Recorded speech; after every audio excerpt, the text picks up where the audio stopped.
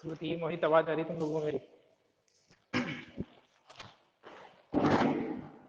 आवाज आ रही मेरी? मोहित, श्रुति,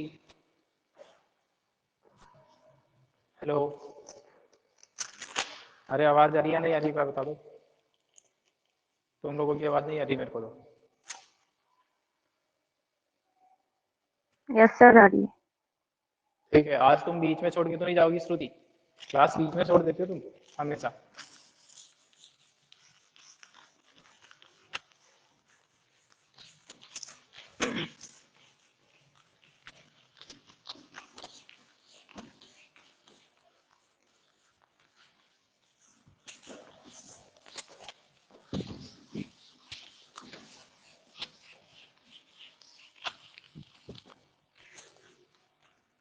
निकालो मिसलेनियस एक्सरसाइज और बुक लेके बैठे हो, मेक श्योर कर लेना सब लोग बुक लेके बैठे हो क्लास में। मोहित, बुक है तुम्हारे पास? अरे जवाब दो वरना चुपचाप क्या पढ़ा के जाऊंगा फिर मैं।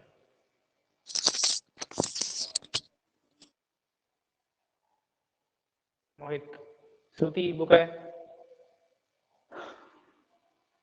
Yes sir. बताओ कौन से क्वेश्चन में डाउट है इसे? मोहित, अदिति, मिसलेनियस एक्सरसाइज के कौन से क्वेश्चन में डाउट है? जल्दी बताओ, चैप्टर खत्म करना है आज।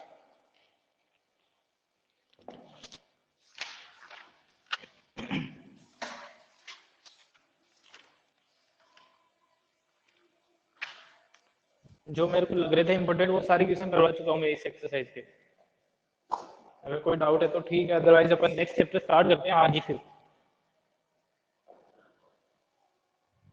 बोलो, कोई क्वेश्चन है क्या श्रुति? No sir. तो कंप्लीटेड है मतलब सारे क्वेश्चन तुम्हारी तरफ से। मोहित, कोई डाउट है तुम्हें? हाँ सर। कंप्लीट है चैप्टर? हाँ ठीक है। सर, उस रिया को बोलू इस क्या? बार उसने बोला था भाई नए चैप्टर हो तो क्या बोल बोला? देना, नए चैप्टर स्टार्ट हो तो बता देना। तो उसमें वे बोलना भी क्या है? स्टार्ट कर रहे हो? नहीं, वो नए चैप्टर शुरू होकर तब लेगी वो क्लास। बोल दो एक बार, ठीक है सर। जल्दी ज्वाइन करना। देखो स्टार्ट करेंगे और इस वाली इसका आप कोई क्वेश्चन डिस्कस नहीं करेंगे फिलहाल तो। अदिति, तुम्हें आवाज आ रही है? बोलते रहना क्लास में अदिति।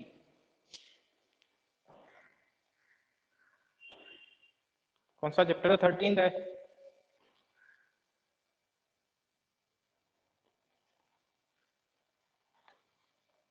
नंबर क्या है चैप्टर का? 13 ही है क्या प्रोबेबिलिटी का? श्रुति,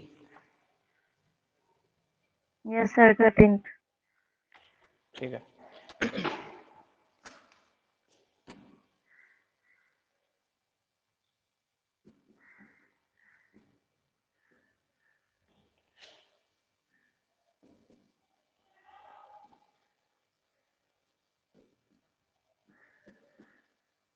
प्रोबेबिलिटी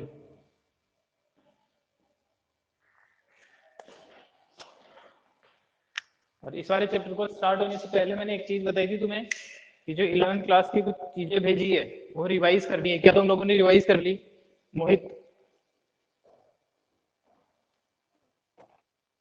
आवाज नहीं आ रही। Yes sir.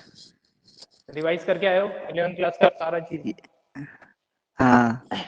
क्योंकि ये चैप्टर स्टार्ट करने से पहले मैं तुम्हें ना प्रोबेबिलिटी की डेफिनेशन बताने वाला हूँ, क्योंकि 10th क्लास में आ चुकी है। 9th से प्रोबेबिलिटी स्टार्ट होती है एनसीईआरटी की बुक में, 9th 10th 11th में और लास्ट से 12th में। तो तुम लोग सोच सकते हो कि ना तुम्हें यहाँ पे प्रोबेबिलिटी की डेफिनेशन बताई जाएगी ना फिर सैंपल स्पेस क्या होता है, सैंपल पॉइंट क्या होता है, इवेंट क्या होती है, इवेंट और सब सेट इवेंट और सैंपल स्पेस में क्या रिलेशन होता है, कॉम्प्लीमेंट्री इवेंट्स क्या क्या होती है। ये सारी चीजें मैं तुम्हें बता देता हूँ क्या क्या चीजें तुम्हें रिवाइज करनी है इसके लिए।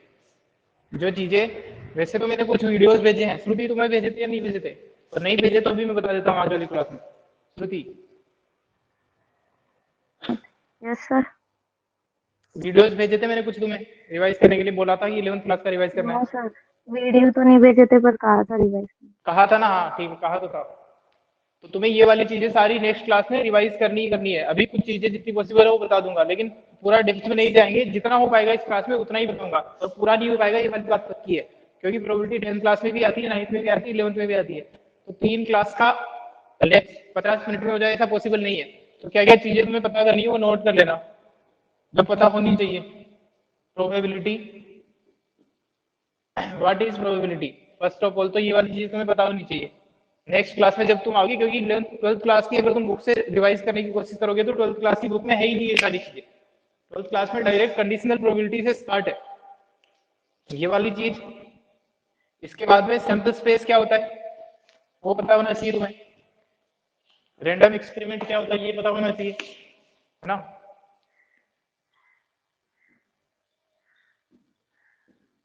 रैंडम एक्सपेरिमेंट, इसके बाद आपको सैंपल स्पेस और सैंपल पॉइंट ये पता होने चाहिए। Sample space and sample points, ये वाले सारे टर्म्स से आप लोग जब फेमिलियर होंगे तभी चैप्टर समझ में आएगा। सैंपल स्पेस और सैंपल पॉइंट्स, ठीक है। इसके बाद आपको पता होनी चाहिए event, event what is an event and types of event.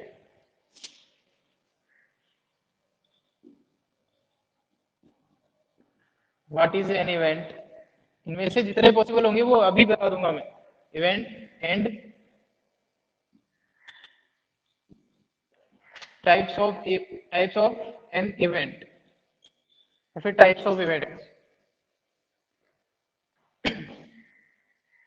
Types of event में कॉम्प्लीमेंट्री इवेंट क्या होती है, सिंपल इवेंट क्या है, कंपाउंड इवेंट क्या है, अपन श्योर इवेंट, इम्पॉसिबल इवेंट किसको बोलते हैं, वो सारी चीजें आपको पता होनी चाहिए।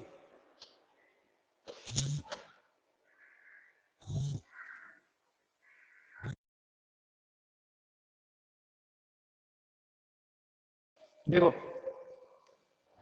इसके बाद में आपको पता होना चाहिए इक्वली लाइकली आउटकम्स क्या होते हैं। इक्वली लाइकली आउटकम्स क्या होते हैं,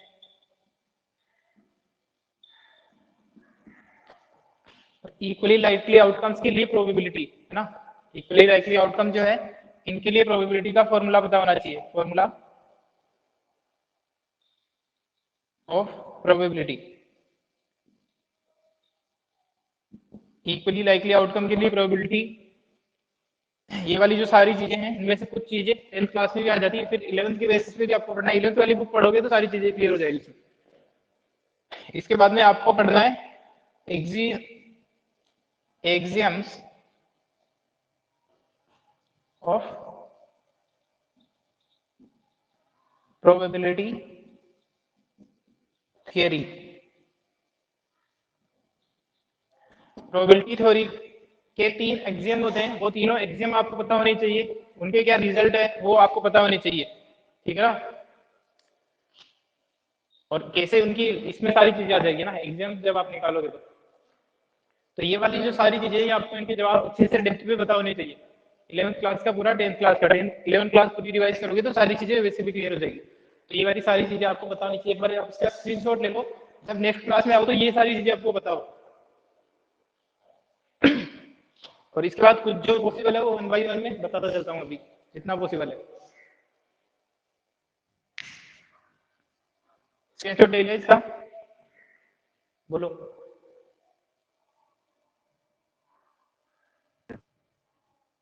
आवाज नहीं आ रही, श्रुति स्क्रीनशॉट लिया? Yes sir. Yes sir. ठीक है, तो जब नेक्स्ट क्लास में तुम लोग आओ तो पक्का ध्यान रखना, नेक्स्ट मतलब कल ही है अपनी क्लास। आप लोगों को मैंने सैटरडे को ये वाली चीजें इसलिए बताई थी क्योंकि संडे पूरा दिन होता है, इसलिए आप लोग रिवाइज कर लो, लेकिन तुम लोग इतना कभी तुम लोगों ने इतनी इंटेलिजेंसी स्मार्टनेस नहीं दिखाई। ये वाली सारी चीजें तुम्हें पता होनी चाहिए, और इतनी सारी चीजें पता होने के बाद नेक्स्ट स्टेप स्टार्ट करेंगे। मैं कुछ चीजें बता देता हूँ, जैसे ये वाले आंसर तो तुम्हें मिल ही जाएंगे, what is probability. Random experiment के बारे में बता देता हूँ जल्दी से, वैसे आपको करना ही है वहां से, है ना। और सबसे इंपॉर्टेंट चीज इस चैप्टर को पढ़ने के लिए तुम्हें सेट जो था फर्स्ट चैप्टर सेट, जो चैप्टर था 11th क्लास का वो आना चाहिए। पूरा चैप्टर 11th क्लास का जो सेट्स है वो कंप्लीट चैप्टर आना चाहिए, ठीक है ना। ये वाला तो वैसे भी तुमने रिवाइज किया होगा क्योंकि अपने रिलेशन पढ़े थे 12th क्लास में, ये अपने रिलेशन पढ़े हैं, तो ये वाला चैप्टर तुमने वैसे भी रिवाइज किया, तभी मैंने बोला था, तो इसको अलग से बताने की जरूरत नहीं। सेट्स पूरा आना चाहिए, तभी एक्सियोमेट्रिक अप्रोच और प्रोबेबिलिटी अपने को समझ में आती है।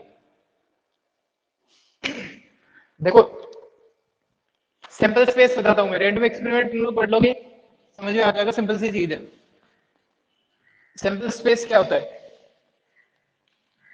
जैसे फॉर एग्जांपल एक रैंडम एक्सपेरिमेंट है,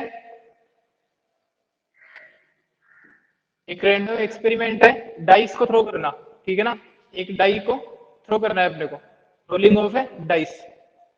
इस डाइस को जब अपन रोल करेंगे तो अपने पास में जो टोटल आउटकम है, कितने रिजल्ट पॉसिबल है, इनको बोलते हैं आउटकम्स, कि कितनी चीजें पॉसिबल है। यहाँ अगर मैं लिख दूं टोटल आउटकम, तो कि जितने रिजल्ट पॉसिबल है, क्या क्या पॉसिबल हो सकता है डाई को थ्रो करने पे, या तो 1 आ सकता है, या 2 आ सकता है, या 3 आ सकता है, 4, 5 और 6 आ सकता है। यानी कि टोटल आउटकम जो है डाई को रोल करने वाले केस में वो आपके पास में 6 है। इन 6 आउटकम को जब मैं एक सेट के फॉर्म में लिख देता हूं, जब मैं इन 6 आउटकम को एक सेट के फॉर्म में लिख देता हूं इस तरीके से, ये सेट लिख दिया, जब हम सेकंड ब्रैकेट में यूज कर देते हैं उसको बोलते हैं सेट में लिख देना। देखो कर्ली ब्रैकेट में जब मैंने लिख दिया तो ये बन जाता है इस रैंडम एक्सपेरिमेंट का सैंपल स्पेस, तो इस सेट को रिप्रेजेंट करते हैं कैपिटल एस से। तो सैंपल स्पेस की डेफिनेशन क्या हो गई कि when all the outcomes related to any experiment written in a set, then that set will be called as sample space associated with that random experiment। जितने भी outcome है उस एक्सपेरिमेंट की बात कर रहा था रोलिंग डाइस की, तो इसमें ये आउटकम पॉसिबल है 1 2 3 4 5 6 आना। इन आउटकम को जब अपन एक सेट में लिख देते हैं तो उसको बोलते हैं अपन सैंपल स्पेस, ठीक है। अच्छा दूसरा केस अपन बात कर सकते हैं, जैसे कॉइन को टॉस करने की बात करें, टॉसिंग एक कॉइन, टॉसिंग ए कॉइन वाले केस में 2 आउटपुट पॉसिबल है, 2 आउटकम पॉसिबल है। टोटल आउटकम कौन कौन से इसमें, जब कॉइन को अपन टॉस करते हैं तो 2 आउटकम कौन कौन से पॉसिबल होते हैं, बोलो। हेड और टेल। हेड और टेल। तो इन दोनों आउटकम को अगर मैं इस तरीके से लिख दूं सेट में, हेड कोमा टेल, एलिमेंट्स जो है वो कोमा से सेपरेटेड होते हैं, तो सेट वाली बेसिक चीजें है ना, तो हेड और टेल ऐसे लिख दूंगा तो वो हो जाएगा simple space associated to the experiment tossing a coin. तो इसका सैंपल स्पेस ये हो गया, ठीक है ना। अब एक और कुछ चीजें यहाँ पे और आपको ध्यान रखनी है कि कुछ एक्सपेरिमेंट होते हैं, जैसे मैं आपके सामने बात करूं tossing 2 coins simultaneously, tossing 2 coins simultaneously, इसका मतलब ये है कि 2 सिक्कों को एक साथ उछालना है, तब आउटकम क्या क्या पॉसिबल है। और याद रखना है यही एक्सपेरिमेंट हो चाहे ऐसा लिखा हो, या तो एक सिक्के को 2 बार उछालना, कि एक को उछाला फिर 2 को उछाला, या फिर 2 सिक्कों को एक साथ उछालना। दोनों एक्सपेरिमेंट इक्विवेलेंट होते हैं प्रोबेबिलिटी के केस में, टॉसिंग 2 coins साइमल्टेनियसली या फिर टॉसिंग एक कॉइन 2 टाइम्स, 2 टाइम अगर अपन किसी कॉइन को टॉस करें, या फिर एक ही कॉइन को 2 बार टॉस करें, या दोनों सिक्कों को एक साथ टॉस करें, तो इनका जो दोनों एक्सपेरिमेंट है इनका सैंपल स्पेस सेम बनता है। और इनका जो सैंपल स्पेस बनता है वो बनता है ये, कि पहले कॉइन पे हेड आ सकता है, दूसरे पे टेल आ सकता है। देखो प्रॉपर तरीका बताता हूँ पहले तो इस तरीके से। अब की बार आपका एलिमेंट नहीं होती, ऑर्डर्ड पेयर बन गया, क्योंकि एक ही सैंपल पॉइंट के पास में दो चीजें हैं। पहले इसका क्या मतलब है, ये रिप्रेजेंट कर रहा है ऑर्डर्ड पेयर, पहले कॉइन पे हेड आया है, दूसरे वाले कॉइन पे हेड आया है, कॉमा पहले कॉइन पे हेड आ जाए दूसरे पे टेल आ जाए, ऐसा पॉसिबल है। दूसरे पे टेल,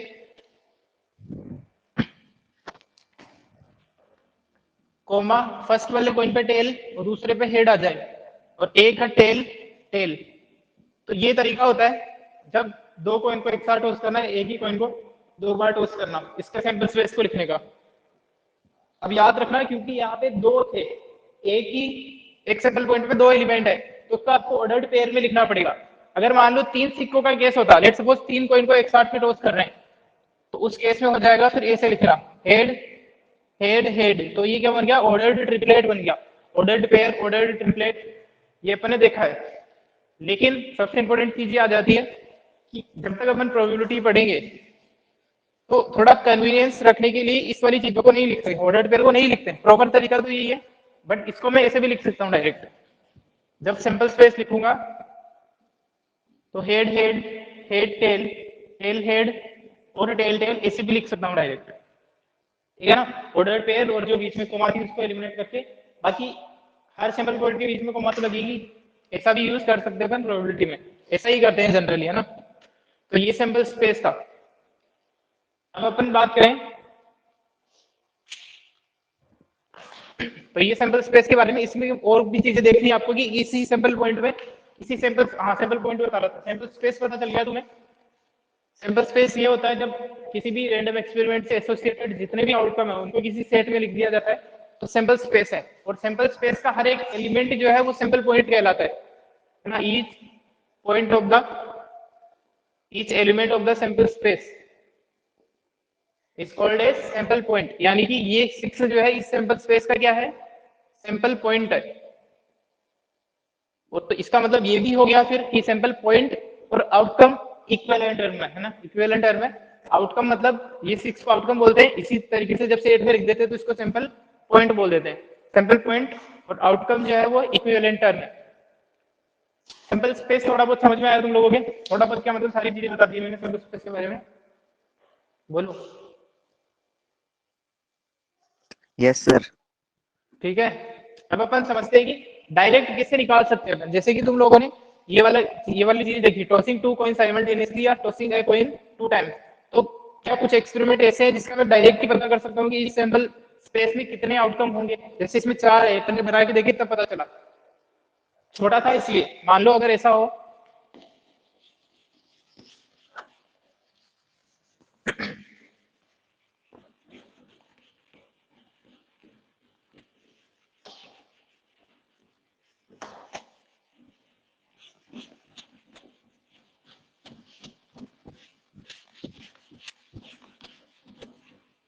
देखो लेट सपोज अगर मान लो 3 कॉइन की बात करते हैं, है ना। वापस से सेम बात है कि 3 सिक्कों को एक साथ उछालना या फिर एक ही सिक्के को 3 बार उछालना, 1 2 3। तो फिर उसके जो अपन आउटपुट नोट करेंगे, आउटकम नोट करेंगे, उनमें जो सैंपल स्पेस बनेगा उसका क्या पॉसिबिलिटी है। तो मैं आपको बता देता हूँ, 2 वाले में 4 सैंपल स्पेस बने थे, एक वाले में दो सिंपल पॉइंट बनते हैं, 2 कॉइन के केस पे 4 सिंपल पॉइंट बनते हैं, 3 के केस में क्या बनते हैं पहले मैं आपको बना के बता देता हूँ, फिर क्या अपन डायरेक्ट निकाल सकते हैं उसके लिए एक फॉर्मूला देखेंगे। देखो हेड हेड हेड, यानी कि फर्स्ट पॉइंट पे हेड, सेकंड पे हेड, थर्ड पे हेड, या 3 सिक्कों को एक साथ ही उछाल रहे तो वही वाली बात हो गई ना, फर्स्ट सेकंड थर्ड पे। एक सिक्के को 3 बार उछाल रहे तो फर्स्ट टाइम में हेड आना, दूसरे टाइम में हेड आना, तीसरे टाइम में हेड आना, तो सेम ही बनते। और एक हो सकता है head head tail, head tail head, tail head head, head tail tail, tail head tail, tail tail head और टेल टेल टेल। कितने हो गए टोटल? कितने सैंपल पॉइंट है इस सैंपल स्पेस में? कितने सैंपल पॉइंट है? 8 सैंपल पॉइंट है इसमें, ठीक है ना। इस सैंपल स्पेस में 8 सैंपल पॉइंट है। तो इसका मतलब एक चीज समझ में आई तुम्हें कि एक कॉइन को अगर मैं उछालता हूं तो 2 आउटकम मिलते हैं, 2 सैंपल पॉइंट मिलते हैं। 2 कॉइन के केस में 4 मिलते हैं, 3 के केस में 8 मिलते हैं, 4 के केस में तुम बना सकते हो 16 मिलेंगे। तो यहाँ पे एक रिलेशन आता है कि अगर मान लो किसी एक्सपेरिमेंट को एक बार करने पे 2 आउट, कितने n पॉसिबल आउटकम है, यानी कि यहाँ पे 2 है, तो उसी को अगर n टाइम करना है या n नंबर ऑफ कॉइन है, ठीक है, तो उसका आउटकम अपन डायरेक्ट निकाल सकते हैं 2 to the power n। Same अपन डाइस के साथ में कर सकते हैं। जैसे एक डाइस को अगर अपन रोल करें, एक डाई को रोल करें तो उसके सैंपल स्पेस में 6 आते हैं, 1 2 3 4 5 एंड 6, ठीक है ना। अब मान लो 2 डाइस को एक साथ रोल करना है, 2 डाइस को एक साथ में रोल करना है, तो जो सैंपल स्पेस बनेगा अपना, उस सैंपल स्पेस में ऐसा हो सकता है कि पहले वाले डाइस पे 1 आ जाए और दूसरे वाले डाइस पे भी 1 आ जाए। पहले वाले डाइस पे 1 फिक्स कर दो, दूसरे डाइस पे चेंज करते जाओ। इतनी पॉसिबिलिटी है कि 1 पहले डाइस पे 1 आने के साथ में दूसरे डाइस पे नंबर चेंज हो सकता है 6 तरीके से। इसी तरीके से फिर तो 36 हो गया। हाँ 36 हो जाएंगे, है ना। 2 के साथ में 1, 2 के साथ में 2, इसी तरीके से 2 के साथ में 6 और इसी तरीके से लास्ट में 6 के साथ में 1 और 6 के साथ में 6, तो टोटल आउटपुट कितने हो जाएंगे यहाँ पे 36 हो जाएंगे। टोटल आउटकम जो है वो 36 हो जाएंगे, यानी कि इस सैंपल स्पेस में नंबर ऑफ सैंपल पॉइंट कितने 36 है। तो ये वाला फॉर्मूला यहाँ पे भी वर्क कर रहा है कि एक बार एक्सपेरिमेंट को करने पे कितने आउटकम मिलते थे, 6 मिलते थे। अब उसी एक्सपेरिमेंट को तुम कितनी बार रिपीट कर रहे हो या कितने नंबर ऑफ डाइस है तुम्हारे पास में, उसकी पावर लगा दो n। एक डाइस के केस में 1 पुट करोगे तो 6 आउटपुट है, 2 पुट करोगे 2 डाइस के केस में, या एक ही डाइस को 2 बार उछालना तो 6 to the power 2 that is 36। एक ही डाइस को 3 बार रोल करना हो तो फिर कितने आउटकम मिलते अपने को 216, 216 आउटकम्स मिल सकते थे। 216 सैंपल पॉइंट होते इस तरीके से बनते हो 111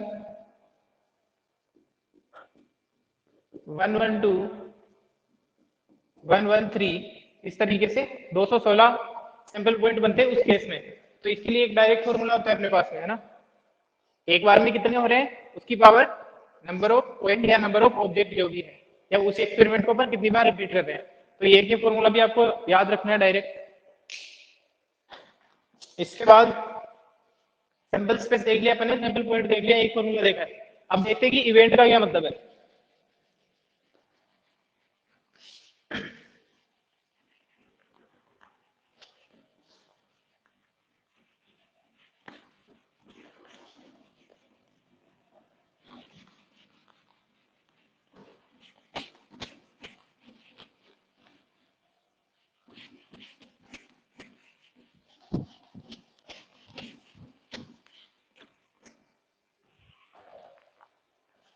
अब अपन देखेंगे व्हाट इज एन इवेंट और टाइप्स ऑफ इवेंट।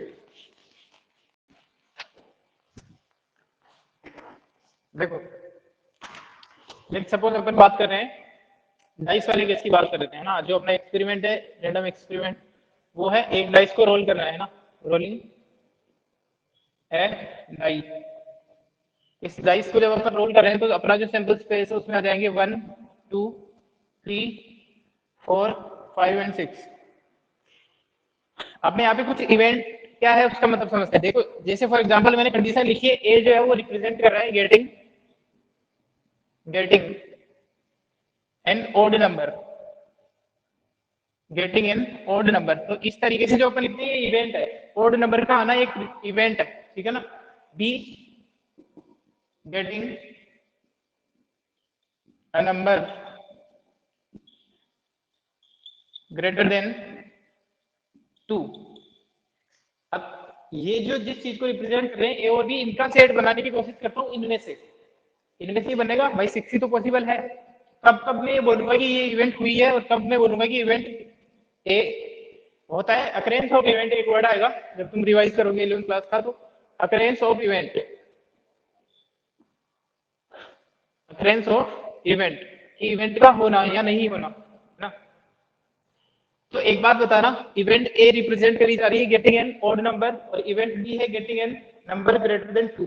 अगर मान लो आपने डाइस को रोल किया और आपके पास में जो आउटपुट आया है वो आया है 4। आपने डाई को रोल किया और रोल करने में आपके पास में जो आउटकम है वो आया है 4। तो आप क्या बोलोगे कि इवेंट ए हुई है या नहीं हुई है, इवेंट ए इज अकर्ड और नॉट। नहीं हुई। इवेंट ए के लिए क्या, हाँ इवेंट ए क्या बोल रही है कि आपका नंबर ओड नंबर होना चाहिए था। तो अगर आपका आउटकम 4 आया है तो आप बोलोगे event A is not occurred, ठीक है ना। Event A has not occurred. और इवेंट बी के बारे में क्या बोलोगे, नंबर ग्रेटर देन 2 अकर्ड हुई है। तो इवेंट बी हैज अकर्ड, ठीक है ना। तो ये होता है अकरेंस ऑफ इवेंट। मतलब आपने इवेंट ए किस चीज को रिप्रेजेंट कर रही है, बी किस चीज को रिप्रेजेंट कर रही है, और आपका जो आउटकम आया उससे मैच करवा लो। अगर वो उनको फेवर कर रहा है, उनके फेवरेबल में से है कुछ ओड का मतलब, अब मैं बता देता हूँ कि डायरेक्ट चेक करने का तरीका क्या है कि इसका ही, इसमें जितनी भी पॉसिबिलिटी है, जितने भी इसके फेवरेबल आउटकम है, इवेंट ए के फेवरेबल जितने भी आउटकम है उसको सेट के फॉर्म में लिख दो। यानी कि क्या क्या नंबर आता जब मैं ये बोलता है कि इवेंट ए हुई है, 1 3 1 3 5 3। तो इस तरीके से लिख दो 1 3 और 5, यानी कि ये हो गया अपना सेट ए। सेट ए क्या तो हो फिर गया, ये 3/6 हो जाएगा। इसी तरीके से इवेंट बी की बात करें तो इवेंट बी के लिए फेवरेबल आउटकम कौन कौन है? 3, 3, 4, 5, 4, 6। 5 एंड 6। तो अब यहाँ पे अपन समझे कि देखो मान लो कोई भी इवेंट बना दोगे, या फिर एक और इवेंट लिखता हूँ मैं सी इवेंट लिखता हूँ मैं, getting a number less than 7, और एक और इवेंट लिखेंगे यहाँ पे अपन, event B getting a number less than 1। तो इनके जो फेवरेबल है वो लिखते हैं। इवेंट सी जो है उसका सेट बनाने की कोशिश करते हैं अपन। इवेंट सी है getting a number less than 7, तो इसमें सारे ही आ जाएंगे 1 to 6। बोलो यस सर। ठीक है ना? यानी कि ये जो सेट सी है वो तो सैंपल स्पेस के इक्वल ही हो गया।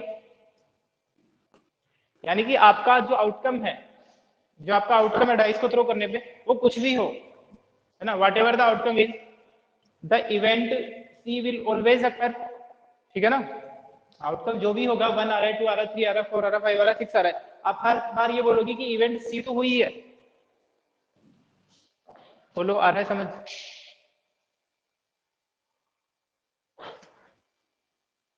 ठीक है?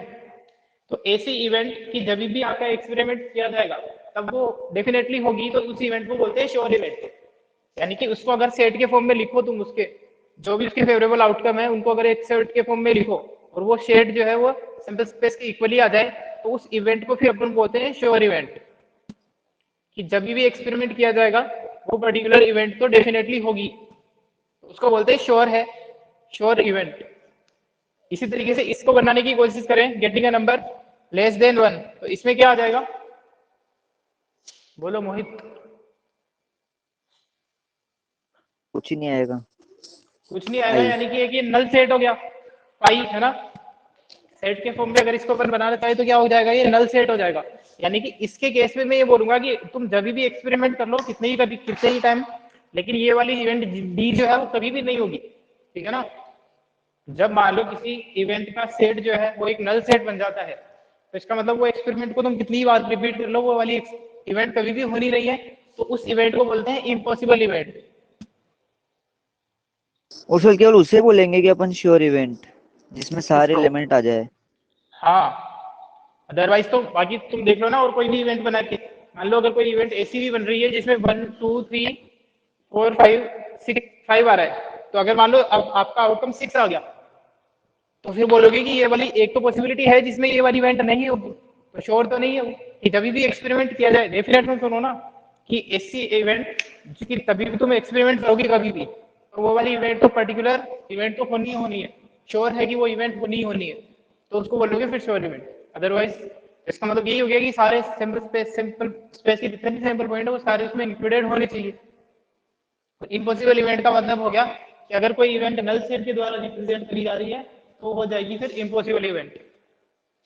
ठीक है? बोलो।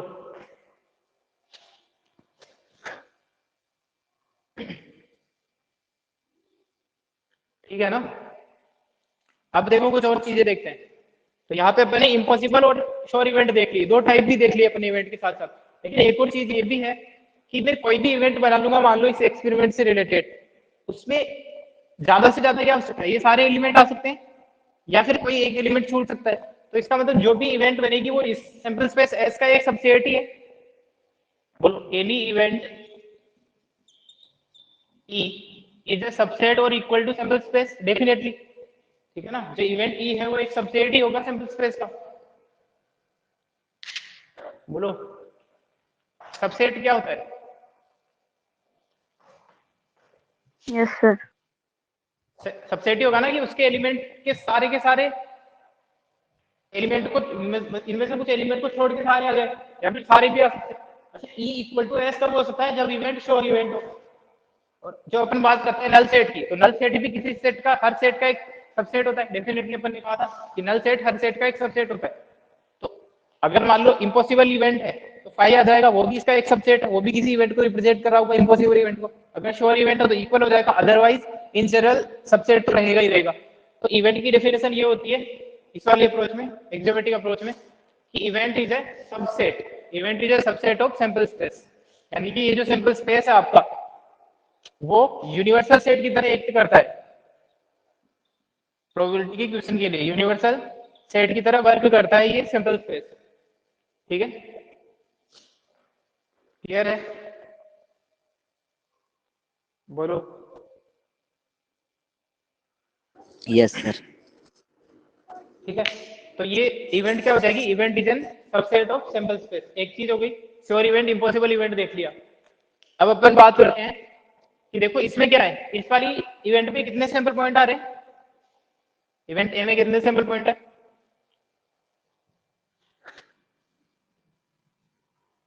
इवेंट ए में कितने सैंपल पॉइंट है, 3। 3 सैंपल पॉइंट है ना, इसमें टोटल 6 है जिनमें से 3 इसमें इंक्लूडेड है। इवेंट बी में 4 सैंपल पॉइंट है, इवेंट सी में 6 सैंपल पॉइंट है, इवेंट डी में 0 सैंपल पॉइंट है। ठीक है ना, तो यहाँ पे अपन दो चीजें देखने वाले हैं, सिंपल और कंपाउंड इवेंट के बारे में। जो अपन टाइप ऑफ इवेंट की बात कर रहे थे उसमें इम्पॉसिबल और श्योर इवेंट अपन ने देख ली। एक होती है सिंपल इवेंट, सिंपल या फिर elementary event, elementary simple event, और एक होती है कंपाउंड इवेंट। ये दोनों डिपेंड करती है कि मान लो अगर किसी इवेंट के, इवेंट का जो सेट है उसमें अगर मान लो केवल एक ही सैंपल पॉइंट हो, only one sample point is there,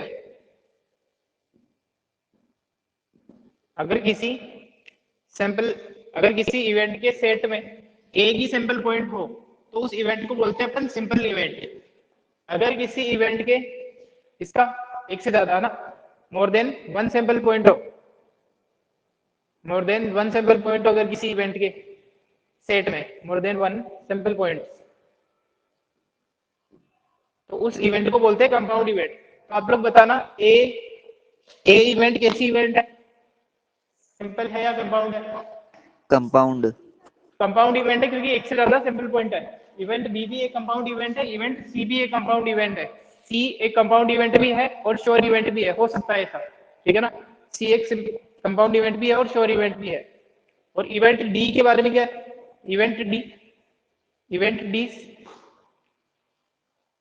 simple भी नहीं है और कंपाउंड भी नहीं है। ठीक है ना, ये इम्पॉसिबल इवेंट है केवल।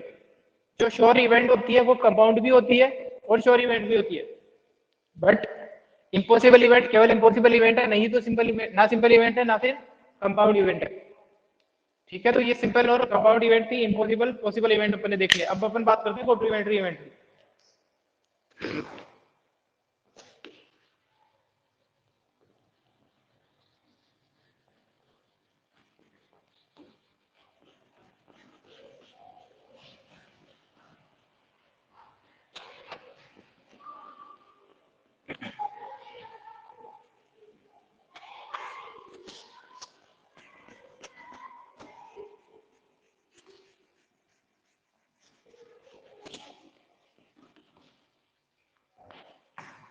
कॉम्प्लीमेंट्री इवेंट की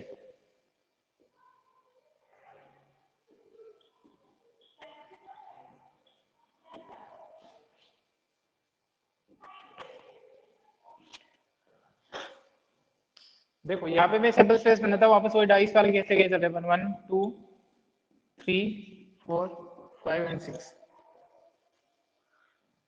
तो अगर कोई इवेंट ए है जिसमें ये नंबर आ रहे हैं 1 5 और 6, 1 5 और 6, अगर कोई एक इवेंट ऐसी है जिनमें सैंपल स्पेस के उन पॉइंट को छोड़ के जो इवेंट ए में आ चुके हैं वो सारे सारे के सारे सैंपल पॉइंट इंक्लूडेड हो, है ना, तो उसको अपन बोलते हैं एक ही कॉम्प्लीमेंट्री इवेंट। जैसे कॉम्प्लीमेंट्री सेट होता है उसी तरीके से अगर मैं तुम्हें सेट के बारे में पूछ लूं, जैसे मतलब मान लो अगर सेट ये है तो इस सेट का कॉम्प्लीमेंट्री सेट क्या हो जाएगा, ए डेस या ए बार से पर रिप्रेजेंट करते हैं। ये आपका यूनिवर्सल सेट की तरह काम करेगा सैंपल स्पेस, ये आपका ए सेट है तो इसका कॉम्प्लीमेंट्री इवेंट, कॉम्प्लीमेंट्री सेट किससे निकालते थे अपन फर्स्ट चैप्टर में, 11th क्लास के फर्स्ट चैप्टर में, बोलो। 2 3 4 आ जाएगा इसमें। हाँ, यानी कि इसका डायरेक्ट पता है कि जो यूनिवर्सल सेट है, अगर तुम्हें पता हो तो ए डेस का फॉर्मूला होता है यू यूनिवर्सल सेट माइनस ए, और दो सेट का सब्ट्रैक्शन पता ही होगा कि उन सारे ए माइनस बी का मतलब क्या होता है, सेट ए माइनस बी का मतलब ये होता है कि इसमें वो सारे एलिमेंट आएंगे, जैसे वेन डायग्राम से समझ रहा हो, ये ए है और ये बी है, तो ए के सारे एलिमेंट, बट अगर बी के भी कुछ आ रहे हैं तो उनको हटा दो, तो ये वाला आ जाएगा सारा, क्योंकि ए के तो सारे है ही है, ए माइनस बी का मतलब होता है ए के सारे हैं, बट अगर बी के जो है उनमें से वो हटा दो, तो ये बी वाले जो आ रहे थे कॉमन इनको ऊपर हटा दिया, तो ये बन गया अपना ए माइनस बी, और ये जो ए माइनस बी है इसको अपन ए इंटरसेक्शन बी डेज भी लिख सकते हैं, आप लोग क्या कर सकते हैं इसको। तो वापस आ जाते हैं, कॉम्प्लीमेंट्री सेट का मतलब ये होता है कि जो यूनिवर्सल सेट है उसमें से सेट ए के सारे एलिमेंट को हटा दो, तो जो सेट बचेगा वो सारा अपना कॉम्प्लीमेंट्री सेट बचेगा। इस केस में इवेंट की बात कर रहे हैं, तो इवेंट के लिए सिंपल स्पेस से रिलेशन है, यहाँ पे इसका काम कौन करता है, इवेंट ए डेज हो जाएगी अपनी एस माइनस ए, तो जो आपका सैंपल स्पेस है उनके सारे एलिमेंट में से जो एलिमेंट ए में आ चुके हैं उनको हटा दोगे, तो आपके पास में बचेगा 2 4 2 3 4, ठीक है ना। तो ये होती है कॉम्प्लीमेंट्री इवेंट, ठीक है। और इस कॉम्प्लीमेंट्री इवेंट को, अगर ये इवेंट ए है तो इस कॉम्प्लीमेंट्री इवेंट को नोट ए भी लिखा जाता है, नोट ए, इवेंट नोट ए, ठीक है ना। अगर इवेंट ए है तो उस कॉम्प्लीमेंट्री इवेंट को नोट ए से भी लिखा जाता है, ए डेज से भी लिखा जाता है, ए बार से भी लिखा जाता है, और एक नोटेशन ये भी होता है कि ए के ऊपर ये सी बना दो तो भी कॉम्प्लीमेंट्री है ना, सी स्टैंड फॉर कॉम्प्लीमेंट्री। तो ये है कॉम्प्लीमेंट्री इवेंट, ठीक है। बोलो।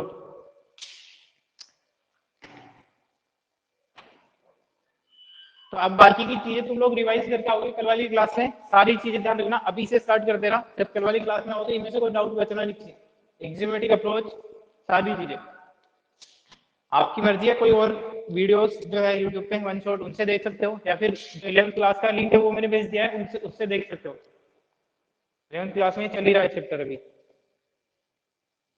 लेकिन उसके लिए कुछ चीजें आपको देखनी पड़ेगी, क्योंकि एक क्लास ऑफलाइन हो चुकी थी, ठीक है। Akshay, Shruti, Mohit, Aditi, yes sir.